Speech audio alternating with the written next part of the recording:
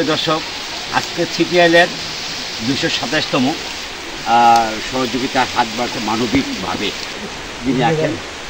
আমি একটা কথা বলতে যাচ্ছি, সিপিএলের যে এলমান একজন লোভী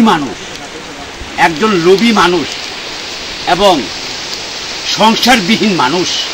কারণ লোভী মানুষ, উনি এত লোভ তাকে পেয়ে বসেছে মানব সেবার জন্য, যেটা সে নিজেকে বুঝতে পারে না। এই মানবলোভী মানুষটি বৃষ্টিতে আমরা ভিজে এবং মজা করে আমরা সহযোগিতা হাত বাড়িয়ে এই লোভী মানুষটি এলমান অর্থনৈতিকভাবে সহযোগিতা পাশে এসেছেন এবং দান এবং সহযোগিতা কিন্তু দুই দিনই। দান হলো বাম হাতে জানবে, ডান হাতে জানবে না। আর মানবিক সেবা হলো সকলে জানবে, অন্যকে উদ্বুদ্ধ করবেন।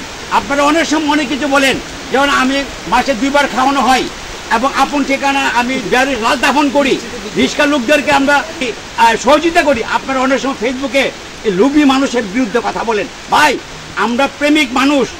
এই লোভী মানুষটি কিন্তু মানবতার সবাই এসেছেন, আপনারা কিন্তু কেউ আসেন নাই। আপনারা সে উদ্বুদ্ধ করছেন আপনারা সবাই আসার জন্য।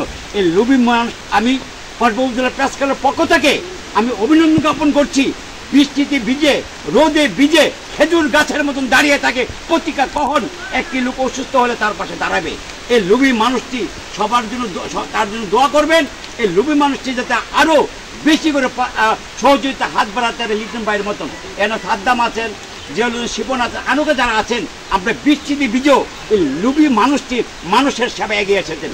আমি এক কথা, এই যে মানবতার ফেরিওয়ালা সিটিএলের পরিচালক সভাপতিকে আমি স্বাগত জানাই এবং দোয়া কামনা আল্লাহ তাকে সুস্থ রাখুক, যাতে এভাবে কাজ করে যেতে হবে। আল্লাহ হাফেজ।